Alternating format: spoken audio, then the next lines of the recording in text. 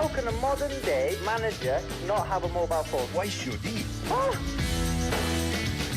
Now you're welcome along to the football show. Later on we'll talk to Adam Pope of BBC Leeds about their roller coaster month. First up though, Damien Delaney is going to join us. Latest in the Premier League, Fulham won, Manchester United won. It's just gone half-time. Ademola Lookman put Fulham 1-0 up after just 5 minutes. Wan-Bissaka played him onside on the other side of the pitch, so Lookman had all the time he needed to put the ball into the net. And then on 21 minutes, Fulham keeper made a mess of things. Cavani was there in the box to finish, so half-time, and it's 1-1. Earlier on, Aston Villa really good against Man City for a huge part of the game, but ultimately Man City quality came through and they scored in the 79th and 90th minutes. It was Bernardo Silva on 79 minutes and Gundogan in the 90th minute with a penalty. So Man City go top of the league, and Manchester United looking to reclaim top this evening is where we are. Damien Delaney, evening, how you doing? Hi Joe, how are you? Good form. Watching any of the football this evening? Watching all of it. Sat down there at 6 o'clock and really enjoyed the Man City game. It was a cracker of a game.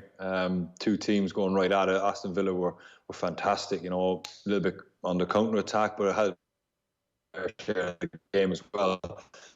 I thought Man City were very, very good. I mean, they missed a hatful of chances, and as you get into like 80 minutes, you might think it's going to be one of those nights. But they got a fortuitous or dubious or controversial goal, whichever one you want to say, with an offside decision. I think they were even delving into the rules of the game and the lettering of or the wording of a certain law with the offside, which I didn't know personally. To be honest, I thought it was offside. I still think it should have been offside, but they kind of confidently told us that by the wording in it that it was quite correct, the decision.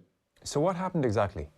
So basically, Man City had a ball over the top, and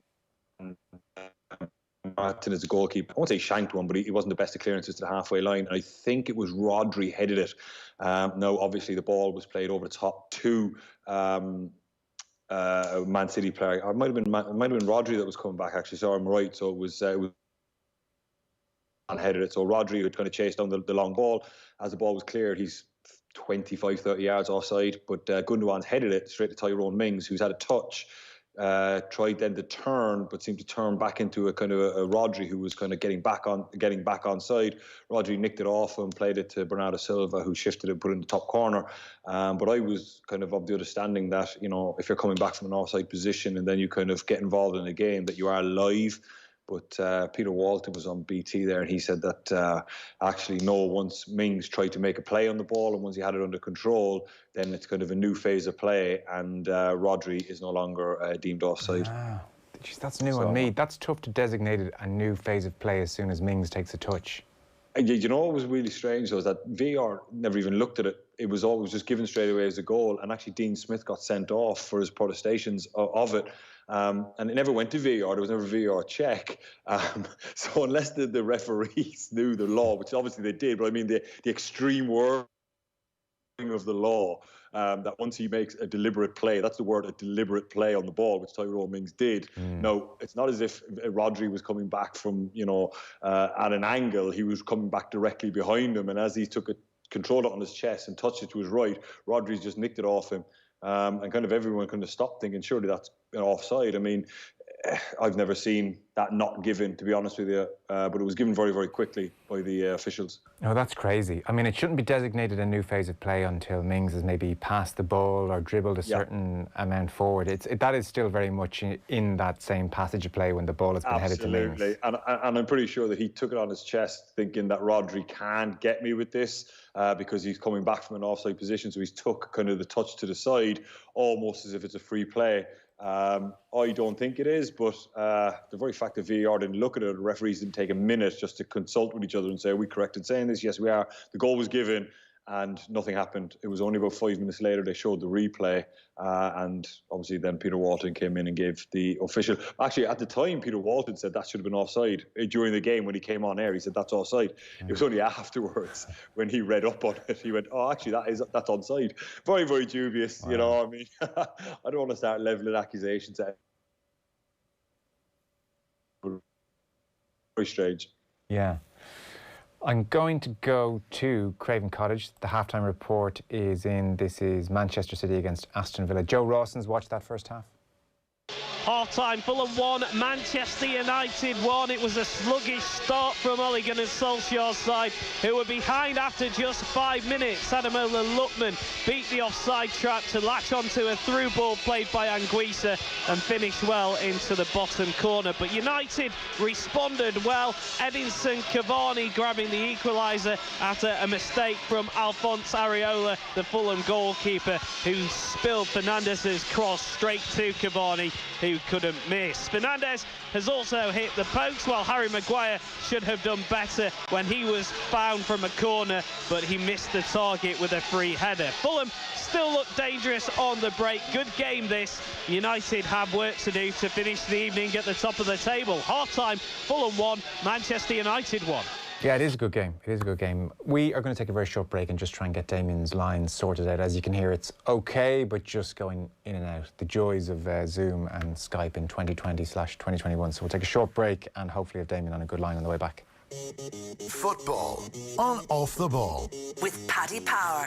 New normal, same old football. Paddy Power. Gamble responsibly. Gamblingcare.ie. The Pat Kenny Show. On tomorrow's programme, GPs under massive pressure from COVID-19. Luke O'Neill on the latest antiviral therapeutics. The Biden era begins in Washington. Pat Cash on the rows over quarantine for tennis players in the Australian Open. And of course, the breaking news. Tomorrow morning at 9. The Pat Kenny Show on News Talk. In business, insight is everything. When you see the benefits of Volkswagen leasing, you know it's the right call. Like getting a new Volkswagen Golf for just €407 per month with no deposit. Plus, tyres and maintenance included. For one fixed monthly cost, Volkswagen Leasing looks after itself, setting you free to look after business. Follow your instinct. Look for leasing at Volkswagen.ie. Terms and conditions apply. Volkswagen. To keep well over the days and weeks ahead, it's good to make a plan. Eating well can really improve your mood. Try to stick to a routine of 3 healthy meals a day and cut sugary snacks back to a minimum. Make your plan today to keep well. Find more ideas at gov.ie/Healthy Ireland. O'Mara Camping. It's a disaster. What seems to be the problem, sir? I'm putting up the tent and I can't find the poles. There are no poles. What kind of tent do you call this? The O'Mara Camping range of Campa air tents and awnings. No poles? Just air-filled supports. Is that why it's so light and portable? Air isn't very heavy, sir. So it's not a disaster? Not even a problem. Thanks, O'Mara Camping. Enjoy your camping trip, sir. Tents for events. That'll be omaracamping.com. Football on Off the Ball with Paddy Power. Minimal contact in stadiums shouldn't stop the usual suspects from going down. Gamble responsibly. Gamblingcare.ie. Welcome back. So hopefully Damien Delaney back with us. You're there? Oh dear, this doesn't seem good. Damien Delaney, hello. Dear, oh dear. Okay, well, we'll try and get him sorted out in a second. A reminder again, Manchester City, 2-0 winners against Aston Villa, full-time. And it's half-time at Craven Cottage. Fulham 1, Manchester United 1. Rio Ferdinand's just done a brilliant analysis. I was just watching it there during the ad break of the Fulham goal. And Wan-Bissaka did play a Lookman onside, but actually the fault is 99% with Bailly, who watches Harry Maguire shunt out to take Luke Shaw's man because Shaw wants to go out to take somebody else in the wing, and Bailly can see it all in front of him and just doesn't go with Lookman, and maybe that is the issue with Bailly. We're going to go for attempt number 3. This is tense. Damien Delaney, hello. Yeah, I'm here. Sorry, man. The kettle just boiled, Joe. Sorry. Oh, no worries. It's just live radio. I'll fill time. Sorry, man. Sorry. To finish up on your point, it sounds then like, weirdly, both Man City and Villa come away with a good bit of credit from that game. Yeah, very good. I think Villa could be very, very proud of the way they played. They were really, really good. They were front foot when they had to be. They were nice and solid when they had to be. They're in a really good place at the minute, Villa. A good spirit about them, a good feel about them. Obviously, I don't believe they're well, I won't say ever, but they shouldn't be in any relegation trouble this season, barring a complete collapse in the second half, and they can actually start looking up the table now, and maybe they can get 1 or 2 signings in January and really start getting up the table. Yeah, it's a hell of a turnaround from last season. So 11th in the table, going along very nicely. Conor Hourihan's moved on actually in the last couple of days. We've seen that on loan to Swansea, just on loan. Obviously, he wants minutes. He wants to be part of Stephen Kenny's plans. Is Hourihan good enough to nail down pretty much week in, week out? Is he good enough to nail down a starting berth in that Villa side? Probably not, no. But I think he should be commended for going out on loan as quickly as what he has. I think last year he got an awful lot of minutes. Even at the beginning of this year, he got an awful lot of minutes as well. But when you look at the midfielders, having watched Villa a little bit this year, he always seemed to be fourth choice out of the three. There always seemed to be three ahead of him. It wasn't necessarily always the same three, but he was always the one that was on the bench. And I think the last couple of months, with him not being involved, he should be commended for obviously knocking on the manager's door and saying, look, I want to go and play football. I'm a football player. And if it means I need to drop back into the Championship and play some games, because maybe he's concerned about his international career. But I think it's a great thing for him. There's no point in him just sitting around on the bench till the end of the season and then having that conversation with the manager. I'm pretty sure that a few weeks ago, him and the manager agreed that it'd be best for him to go and play football. Okay. I don't know, did you watch the first 45 from Craven Cottage? We're not going to have an Ole Gunnar Solskjaer discussion, by the way. We did that this day last week. Everything we said still stands pretty much. United in that first 45, I mentioned there when we were reconnecting with you, Rio Ferdinand's done seriously, I think, a good piece of analysis pointing out how Bailly just did not read the danger, did not see the situation. And ultimately, I never thought he should be in that United team. And that ultimately is the reason why the decision-making at times is not trustworthy. Look, man, Aaron Wan-Bissaka is the one that played him on side, but it is Paul Pogba ends up tracking, and Pogba does great to see it. Now, we can't get there, but because Bailly's not slid across, there's a 25-yard gap appeared between the two centre-backs, and Paul Pogba actually goes in between the two centre-backs, and Bailly kind of steps up the last minute because he realises he's in a terrible position, and he kind of thinks, well, the only card I've got left to play is to step up, which then makes it look really like Aaron Wan-Bissaka switched off. But look, Man United were very, very poor the opening 15, 20 minutes, and I mean very, very poor. Wan-Bissaka had an atrocious first 10 minutes of the game. Right. And a few others did as well, to be honest with you. But they got it going eventually there at the back end of the first half, and they were in the ascendancy. Fernandes came into the game an awful lot more. But again, I remember last week we spoke, United don't start games reasonably well. They don't kind of stamp their authority on the games. And it's not just every now and again, it's nearly every game. Even the Burnley game last week, when we spoke, it was very, very similar, and they got caught out tonight. But look, they seem to be getting into a good rhythm at the minute, and I think they should go on and win that game in the second half. I want to talk to you about Chelsea then, because it's getting serious now for Lampard, it would seem. They're 8th, it's an amazing drop-off from where they were. They're 8th after 19 games, 2-0 defeat last night at the King Power Stadium. This is a 6th defeat of the season, 5th loss in 8 games. Lots of outlets today reporting that this is the end for Lampard now. Like The Athletic are saying, there's a sense of finality around the club. It's starting to look, it's still early days to pull the trigger on a manager, but it's starting to look like he's running out of ideas, and this is not the most patient owner, even for his favourite son.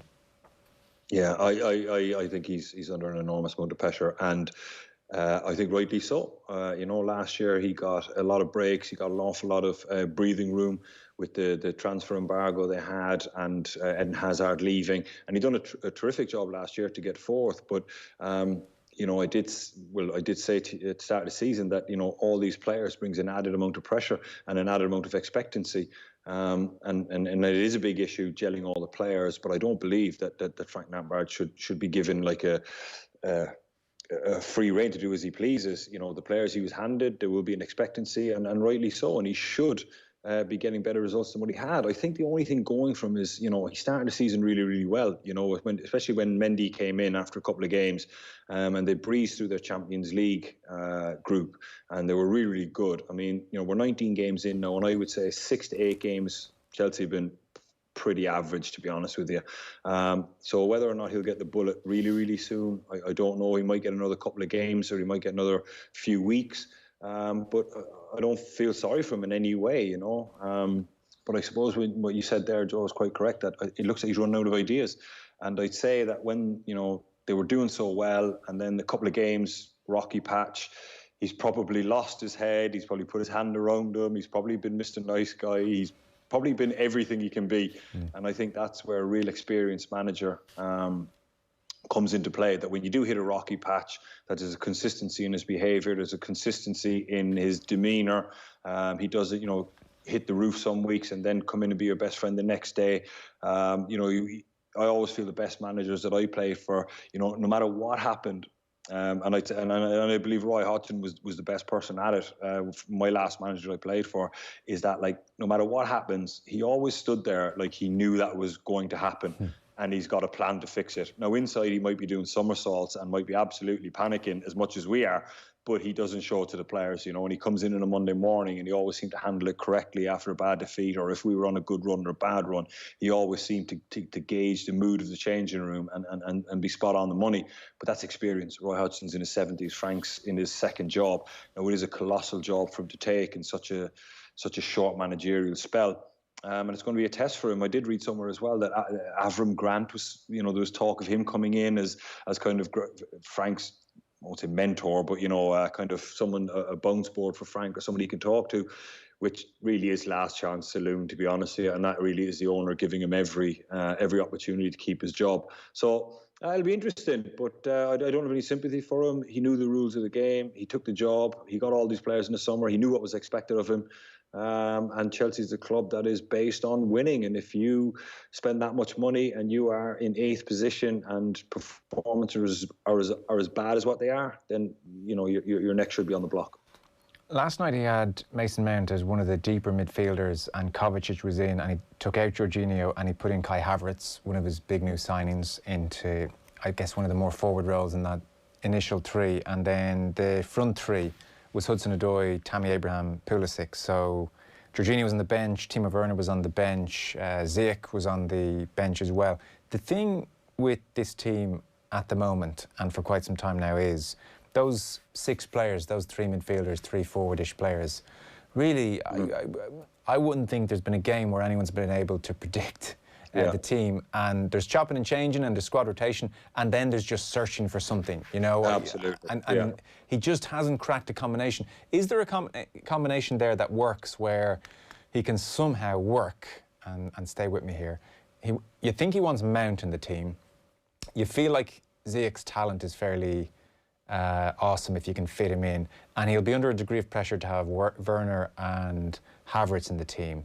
And there doesn't seem to be an obvious balance there. You feel like Pulisic has to play as well. There's just no secret sauce to get all this to work at the moment.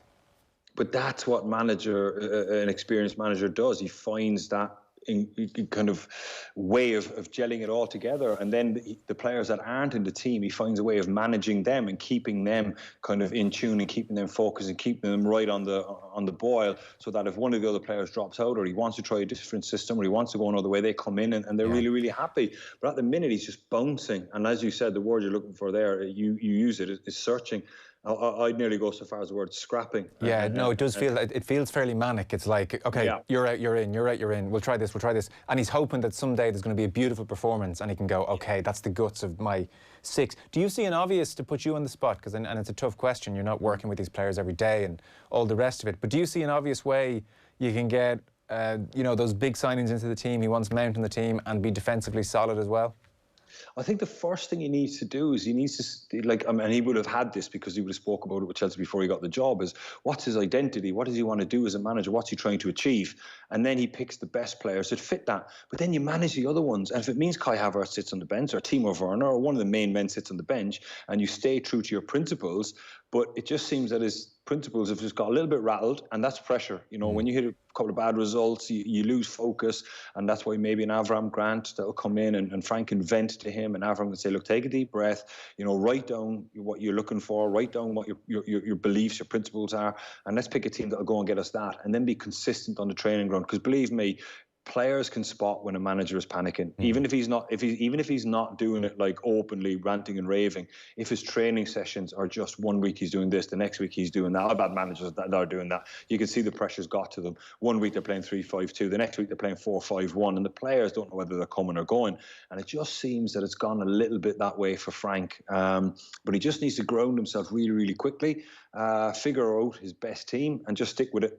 And really work on that, and then just deal with the fallout of the superstars that are on the bench. Yeah. Like, Spurs aren't perfect, but you knew Mourinho was starting to improve things there when you could start to predict that team, you know, when it takes on that shape. Yeah. So a few of the reports today, it was in that piece in The Athletic, for instance, says that at the club, they're looking at the likes of Nagelsmann, Tuchel, Hasenhüttl. Their thinking is they want some Bundesliga experience. They want a German-speaking manager because of Havertz and because of Timo Werner. That's crazy. I know. He's like, this is the level of... Not true. That can't be true either. They've spent all this money on these German lads. Let's get in a German. That's crazy. I tell you what, right, we can come back to that. But I believe, in my personal opinion, it's a race between Manchester United and Chelsea now to who can get Brendan Rodgers. I'm just throwing that out there. Chelsea are going to win. I think Chelsea will too, because Manchester United are limping along enough that they won't sack their manager, whereas Chelsea have hit rock bottom quicker, just like PSG hit rock bottom and took Pochettino. I can't believe Brendan Rodgers is the new Pochettino.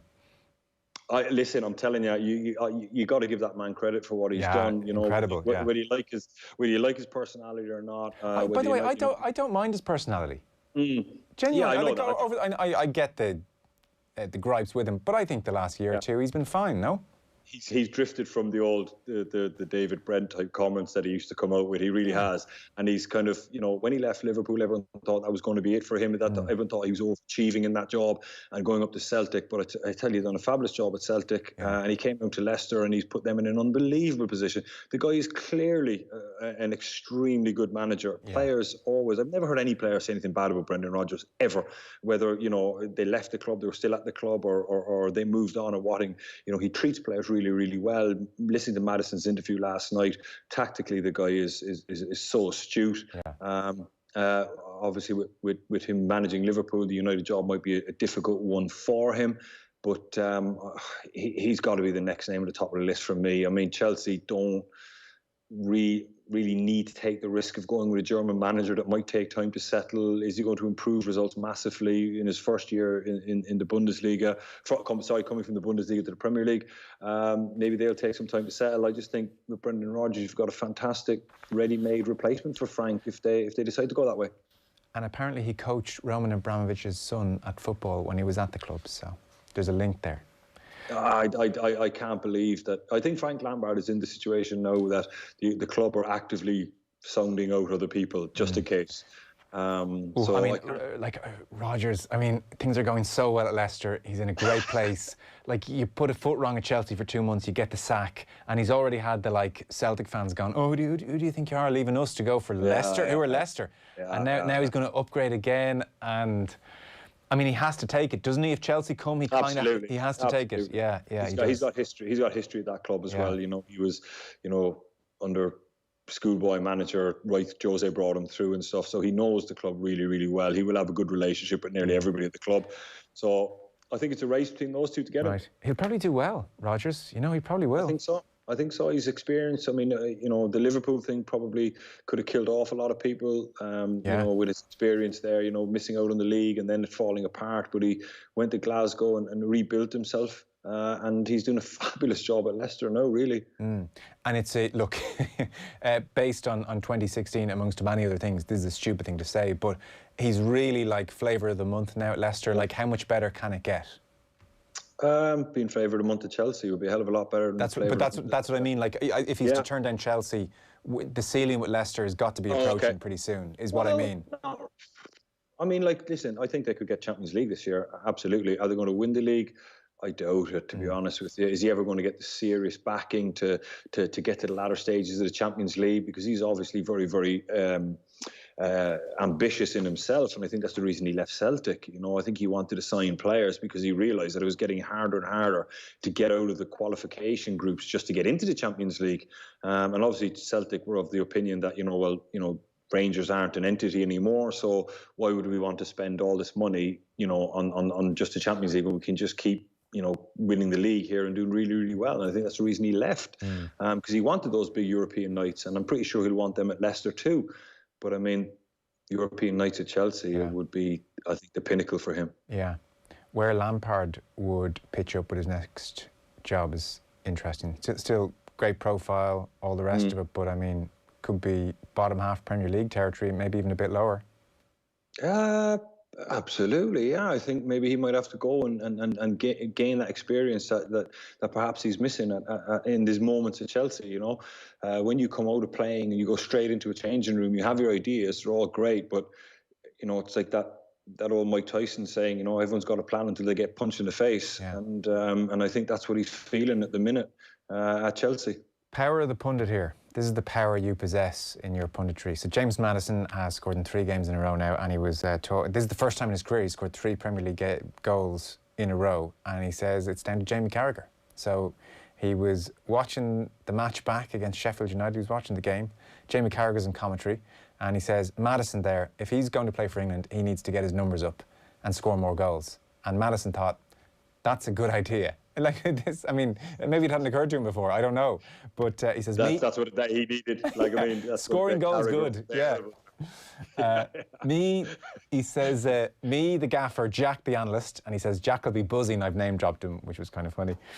We looked at where I could get more goals, and he said it's little things. I break from deeper now, which is kind of an interesting point, and then get it beyond that last line, almost smelling where the ball is going to go. It's not an easy thing to do, but I've worked on it. So kind of interesting. They've worked on it, and it's paid off, and he's seeking it out. But Jamie Carragher saying score more goals did the trick. That's the interesting part, that he's dropped Jamie Carragher's name, and that he needed to be told that scoring more goals, and maybe something that maybe the coaching staff at Leicester might have said to him, or maybe Jack the analyst might have like prepared something for him and given it to him. So, but look, it doesn't matter. I'm sure it was a bit tongue in cheek but it was fantastic that he has done that. You know.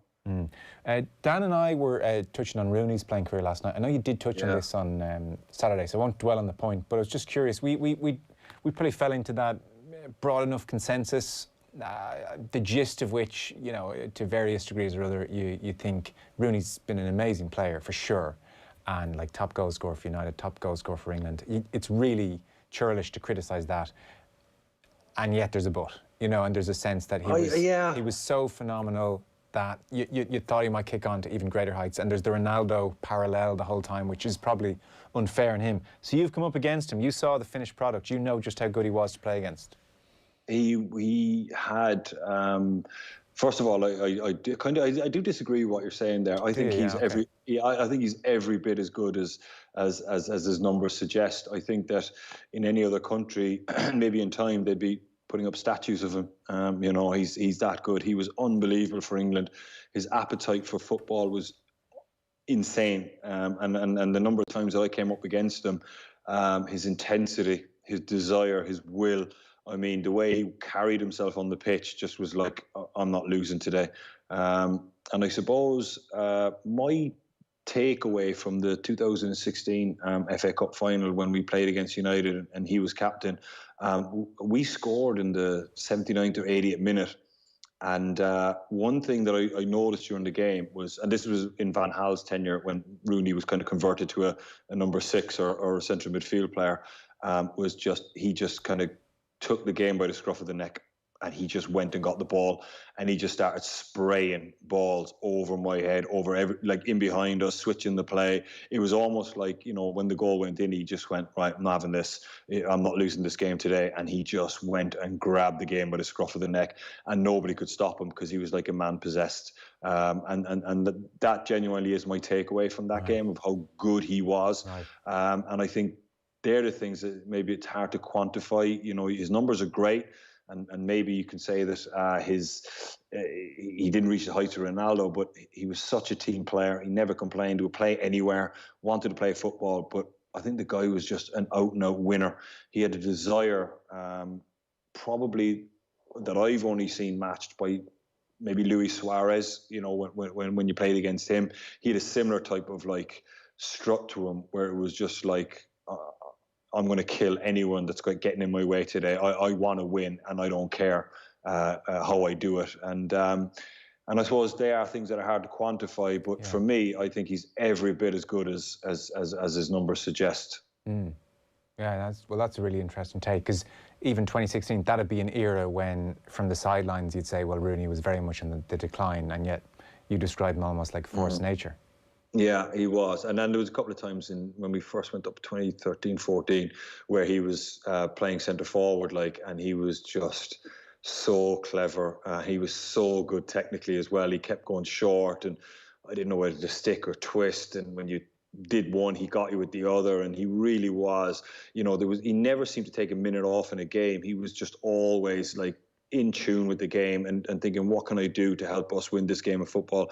And I suppose that's just something that you kind of just see when you play against him or see him close up. But I've got a huge amount of respect for him, really do. Oh, of course. I mean, you couldn't but. And ultimately we concluded the chat by saying, look, he was phenomenally good. He did incredibly well, and you are being a bit churlish to kind of nitpick or pick holes or wonder, did he get the most out of his talent? Do you see where people are coming from with that? Because it's a fairly commonly held critique of Rooney that there might have been more there. But he was never a Messi or a Ronaldo or a Neymar. He wasn't that type of guy. He was from the streets. He was just a guy who just showed up and just wanted to win. Real old-fashioned type of player. There was never any, I'd say, glitz or glamour about him. He was the ultimate team player. And if he had to lay his body on the line or play in a wide area to accommodate someone else, he did it. But he did it to the best of his ability. And I suppose he brought something to Manchester United, which was the will and the mentality, because you can say, we can get a better right winger than him, but you're not going to get a better personality than him. And, his personality will go an awful long way in Manchester United's kind of fabric of winning. And I feel that that's what he brought to the club more so than, highlight reels and, squeaky clean behaviour and advertising and stuff like that. He wasn't. He definitely wasn't. I don't think he ever claimed to be.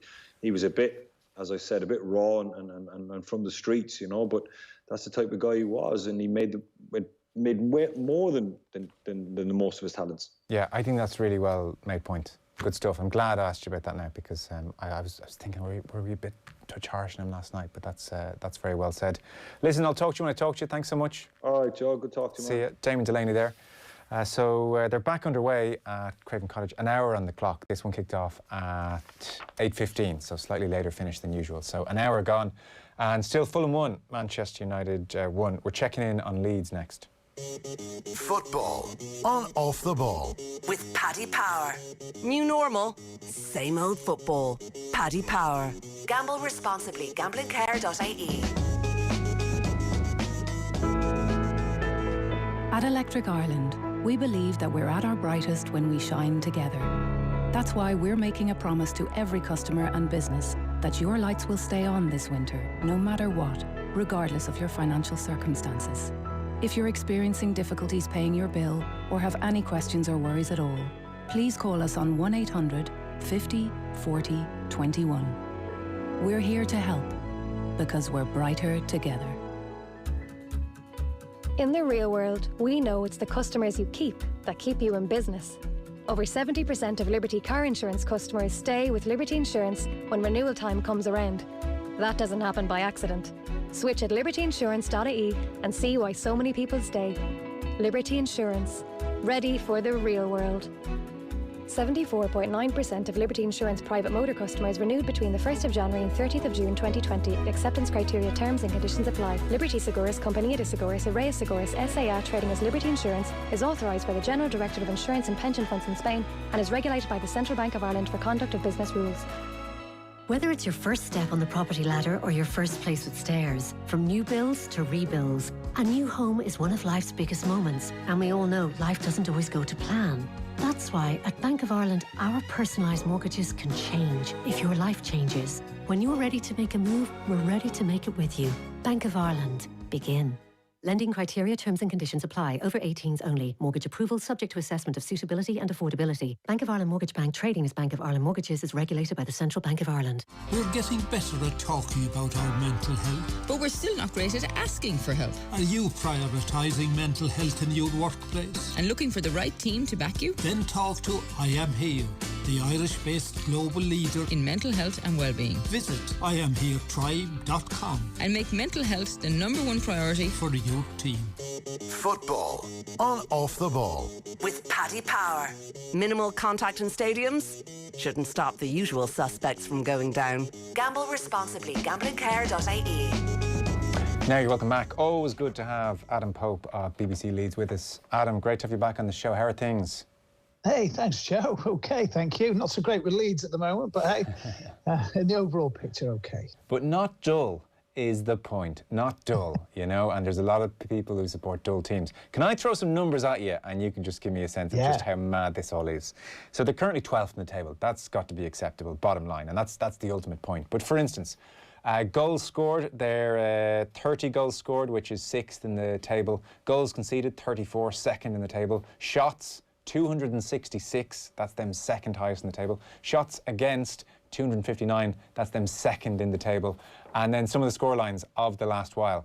They whooped Newcastle 5-2. They go to Old Trafford, lose 6-2. That was an unbelievable game.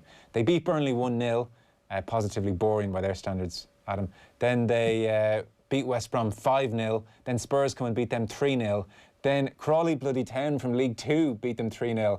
And then just the other night, Brighton beat them 1-0. And Bielsa said that the last 2 games have concerned him slightly. But I mean, like, I'm throwing all them numbers up in the air and I'm saying it's good fun altogether. So what's the feeling then?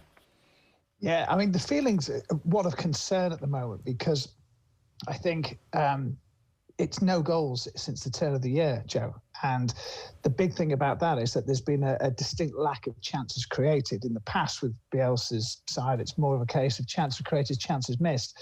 But noticeably, there's been very few shots on target. I mean, I'm just thinking last time out, hardly was the keeper tested at all. And on top of that, there weren't many great chances created either. So that game was for me was a big one. I think if they'd won that would definitely guarantee them for me in another year in the Premier League, which I think is going to happen. But there is concern, Joe, because far from it going off the rails, it's just that there's that awful feeling that you get, and it's annually with Leeds now, is that they go out of the FA Cup to lower league opposition. And that's the 4th time in a row in the 3rd round. And then it tends to affect their league form. And it's a trend for Leeds. And sadly, that's where fans are thinking, wow, let's just not see the wheels come off just at the moment.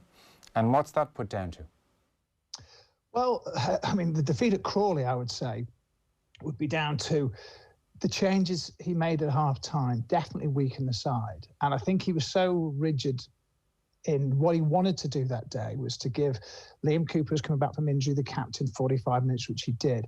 But when he took the spine of the team out at half-time, they just couldn't cope with, against a promotion-chasing lower league side. And it's men's football, and when you're throwing academy lads who are technically very good at it, they've got to adapt a little bit and find that little bit extra, I think. And it didn't happen, to be fair. And I felt sorry for Jack Jenkins and Sam Greenwood and players like that came on, and they just didn't really cope with the circumstances. Although you have to say that blame wasn't put down on the younger players by Bielsa, but ultimately it was a good side that was put out that first 11 that day, and it didn't happen. And Leeds fans just found it really disappointing. They've not been in a quarter final for since 2003. So that was one of the issues. And then the other day against Brighton, I'd say that it was the lack of creative chances and also on a difficult surface at Ellen Road, which he won't blame, but I think it is affecting, or certainly showing signs that it would affect the way that they play, which is a beautiful passing game, as you know. Yeah.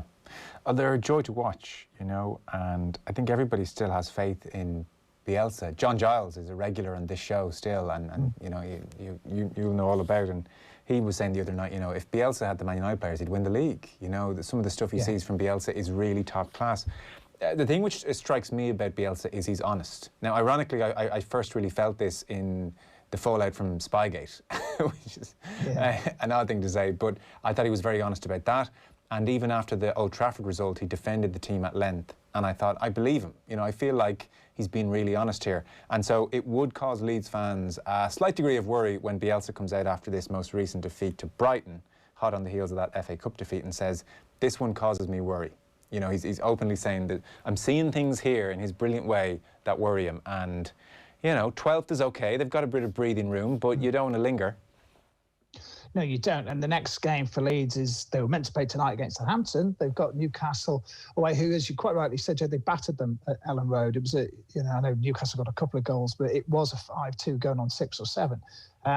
Now, for me, if they've got to beat Newcastle. With Newcastle in free fall, I think they're in massive danger of going down. So faith in Bielsa is there. It's just I think he's been criticised more in the last few weeks than I've really noticed in the past. I mean, they've had wobbles each season, Joe. Don't forget, they've had long sort of wobbles, if you like, which threatened promotion last season for a little while before they really got it together, with about 6 games before the lockdown came and the stop in proceedings. So there is faith, and he's not going to change. So you know that. Yeah, we spoke about it before. This is his way. Yeah, and of course, and it's what makes him so compelling. Is there a specific criticism of him, or is it just general mutterings? It's specific about the Crawley was what he did at half time. That was the big criticism. Also, I mean, people then will look at selection and think, oh, you know, Kiko Casillas been in goal as well. I mean, he had a nightmare that game. There's no doubt about it. Although he's been defended and continues to be defended by Bielsa, you know, ever since. So selection's been a bit of an issue, but he's got so much credit, Joe. He's 120 games in. Win ratio, you know, it's superb. It's above 50%. He's achieved. Let's not forget, he's achieved something that nobody had done in 16 years at Leeds. And as you say, and John Giles is absolutely correct here, the coaching of these players to a level that nobody expected of them is almost incomparable. I've never seen coaching to this level. So the faith is there, but that doesn't mean that there can't be genuine criticism. And the great thing with him, Joe, is that he will either defend it, because he'll listen to it, and he'll either come back with a retort and lay it all out there for you in a lengthy press conference pre-match. Yeah. And he does respect everybody's opinion on that, if you like. And he has the decency to engage you on it as well, which is a lot of managers won't do it. They think you're impinging on them. Enjoy it while you can, Adam. It won't last when the next guy's in. Stay with us a moment, because there's been a big goal at Craven Cottage. Joe Rawson has the details. Fulham 1, Manchester United 2. Scott Parker's side started this second half well, but they failed to make their pressure pay, and United have made them pay at the other end. A fantastic goal from Paul Pogba, who controlled the ball out to the sky over on the right-hand side, took it inside 2 Fulham defenders up to the edge of the area, and then curled the ball past the dive of Areola into the right-hand side. It's Fulham 1, Manchester United 2. It was a brilliant goal. It was a brilliant goal. It was a really, really brilliant goal. He takes a lot of sticks. You're kind of happy for him sometimes when it works out. Adam. The Karen Carney business. So there's a gazillion views on all this. Your sense of the club and how it handled it, and the wider interpretation of what went on. She's obviously shut down her Twitter account now. This is former English international Karen Carney, who had some criticism of Leeds, or some worries for Leeds, and she was making the point. I think people are fairly familiar with this story, but in short, she was making the point on Amazon Prime that, you know, maybe COVID had saved them a little bit last season in terms of giving them a rest. We've often talked about Leeds' hard running, and then the point was made that they had won 6 and drawn 1 of their 9 fixtures before lockdown, so hardly in crisis before lockdown arrived. And Leeds United retweeted this, and the pile-on ensued, and then the various opinions were thrown in, be it, well, this is treating her like a male pundit, and this is, you know, this is equality, this is what happens if you're a pundit, and others saying, look, female pundits are trying to make their way in the game, and you invite a pile on like that on social media, and it gets nasty, and it did get nasty. So your sense of it all, Adam, your thoughts on it? Well, firstly, I think anybody at the club was right to call out what was, I think, incorrect, if you want to call it journalism or lazy punditry, is what people have thrown at it. And I think in that sense, they do call out those pundits are doing. It's not just Karen that's done that there. You know, Tim Sherwood's done it. I think Robbie Savage has been guilty of it. So, but in those instances, have they retweeted a video in the same way on their official website? And I think that is the point where once you do that, you're using an official platform, and you are, in a sense, inviting that sort of response.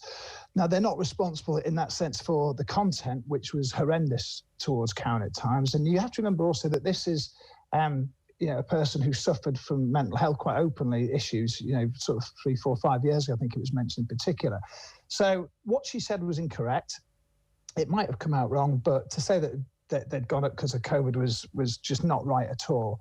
I think the method in which they've used to sort of highlight this was wrong, but I think there's been a policy at the club, and we felt, I think certainly for some time as a press corps, that they've skirted very close to making a mistake, which I think it was, to do this, to be quite honest. It was defended very quickly by the owner, who was sort of, I think, he does use social media sometimes, and maybe a little bit too quickly, where he defended the actions of the club. And I get the sentiment, but I just think it was the wrong way to go about it. So And I think privately, the club regretted that it was done, and I think they'd see a change. They want to be, in a social media sense, more like a Roma, who are sort of well known for a lot of their social media sort of output, really, if you like, and do a lot of good. They can be very funny at times, Leeds, but I think they got this one wrong, to be quite honest. And going forward, as I understand it, they were trying to sort of build bridges with Karen Carney. And I think the irony here as well, Joe, is that, you look at Patrick Bamford, somebody who's suffered a lot of social media abuse, particularly over the last couple of seasons, and now is obviously proverbially sticking two fingers up at all his critics. He's gone through that, and they've been aware of that. And I understand that Patrick is going to speak to Karen, and they're trying to sort of smooth the waters there. Okay. So there's a responsibility from the club to be careful, and I think they got this one wrong. That's my opinion. What's a good season for Leeds then, Adam? Well, I think for me, it was comfortable 15. That was my prediction, and I'm going to stick with that. I think right now, Joe, I think you're bang on. They're sitting, 12th in the table today. And I think, if they were to finish in that middle bracket, that would be superb. Yeah. Because, honestly, I mean, the aim was not to gurgle around the plug hole. That was from the chief executive's mouth, Angus Kinnear. And that the way they play, especially when the season gets tighter for a lot of teams that are in search of either trying to stay up or trying to get into the European places, Leeds' way will scare the life out of them, and any side that shows nerves, Leeds will overcome, I think. So I think you might see even the better of Leeds to come this season. So right now, well ahead of schedule, well ahead. And I think they've beaten 5 of the bottom 6. If they'd beaten Brighton, I really think, honestly, Jeff, they'd moved on to, the 26 points and beat all the bottom 6 ones. You're thinking, well, they're just a few draws and a couple of wins away from doing it. There's a little sense they could get dragged back in, I know Fulham are behind tonight, but there's a sense that maybe 1 or 2 might pick up, but I just don't see them giving up that many points, to be quite honest, even if they had a horrendous time. I don't see them strengthening big time. I think you're going to look at that in the summer, Joe, to be quite honest. So for me, where they're sat right now, if they can maintain that is superb. They are ahead of it for me.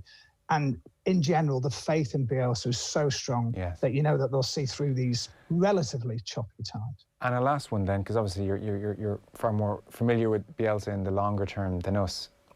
Premier League Bielsa, is he enjoying it as much? Does he look happy in himself? Is he, planning for seasons ahead, or do we ever know? Well, I suppose in essence he's planned from the beginning because of the amount of sort of roots he's put down in terms of a coaching structure, if you like, a philosophy at the club, the way that they've developed things, that the changes, the infrastructure changes at the training ground, and also the owners followed up with some stuff at the ground as well, and there's stuff to be done there too. I think whether he was to go in the summer or not, I think there's a legacy for the long term. There was a plan, certainly. Is he enjoying it? It's really weird, actually, because when you see him pre-match, he can do massively long sort of press conferences with us, even though it's by Zoom and what have you, and he goes into detail, and he looks very comfortable and quite happy. Post-match, you can see he's trying to get out as quickly as possible because he's got so many more commitments to do. They're the only times that we see him. But I don't really see a change in him from last year or the year before. Yeah. There are certain issues that really bite him, and he wants to come out and defend things. Like he's defended Kiko Casilla to the hilt in terms of his confidence in him, despite him having a mare. I know there's other issues there for a lot of fans with Kiko over the racism issue, whether he should be at the club or not. And this will not go away until either he does, to be honest. But in terms of football ability, that's a big issue right now. And he's come out and defended that. To the hilt, defended him to the hilt, while there was the unexplained absence of Ilan Meslier. The club aren't saying anything about COVID with their players since Rodrigo announced that he had it in November. But I think it's fair to say there's been an issue with 1 or 2 players. So Kiko's played lately. So when it's stuff like that and players are coming under massive criticism or he's coming to criticism, he will come out and defend things when he feels the need to as well. But in general, I don't see any change in him. Other than he's managed to lift the side mid-table of the Premier League, which is quite astounding, really. Yeah. Very good. Listen, always good to have you on. Adam Pope of BBC Leeds. Cheers, Adam. Cheers now, Joe. Appreciate it. So, 78 minutes on the clock. Fulham 1, Manchester United 2, the very latest. Football on Off the Ball. With Paddy Power. New normal, same old football. Paddy Power. Gamble responsibly. Gamblingcare.ie. Okay, can everyone see my screen? Hang on, I think Mark's Wi-Fi is down. Mark? I think he's frozen. We know he's frozen, Miles. He's not moving. No, I think he's actually frozen solid. Working from home this winter? Make sure those heating bills don't bite. Switch to Energia's cheapest dual fuel bundle and save even more with our winter price freeze. See energia.ie. Energia, the power behind your savings. EAB €1,413 based on average annual usage. 12-month contract, discounted unit rates, standing charge, PSO levy and carbon tax, T's and C's and early termination fee apply. Valid from October 2020 to the 31st of January 2021 and subject to change. Verification and T's and C's at energia.ie/EAB. When it comes to truly awesome entertainment, we're not playing around. Now, when you switch to Virgin Media, you can pick up superfast broadband and TV 360 for just €55 a month for an incredible 12 months and €92 a month after that. The sale that keeps on giving. Now on. Bring on amazing. See virginmedia.ie. Terms and conditions apply. See virginmedia.ie. New customers only. 12-month contract. Offer ends March 3rd, 2021. There's no better time for your family to be with VHI Healthcare. Get access to digital services from the comfort of your home, like our online doctors, available 7 days a week at no extra cost. And our urgent care facilities too, with fast, member-only access to our VHI Swift Care and paediatric clinics. Switch today. Call us or search VHI Family Health. Plan benefit limits apply. VHI Healthcare DAC, trading as VHI Healthcare, is regulated by the Central Bank of Ireland and is tied to VHI Insurance DAC for health insurance in Ireland. At SuperValue, we believe in keeping our communities safe. That's why we'll continue doing all we can to ensure that you get your shopping as safely as you can. From priority shopping times for the elderly and vulnerable, priority online delivery slots, and a contactless click and collect service, to providing sanitizer stations, contactless payment, and limiting numbers shopping in store at any one time. Rest assured, we'll always do our best to ensure that we get through this together. Because at SuperValue, we believe in our communities. You can now apply for, renew and update your learner permit or driving licence online at ndls.ie. It's quick and simple to apply online. No paper, no forms, no fuss. Manage your licence from anywhere, anytime, online. Your learner permit or driving licence is now just a click away. All you need is a verified MyGov ID to securely apply at ndls.ie. A message from the National Driver Licence Service and the Road Safety Authority.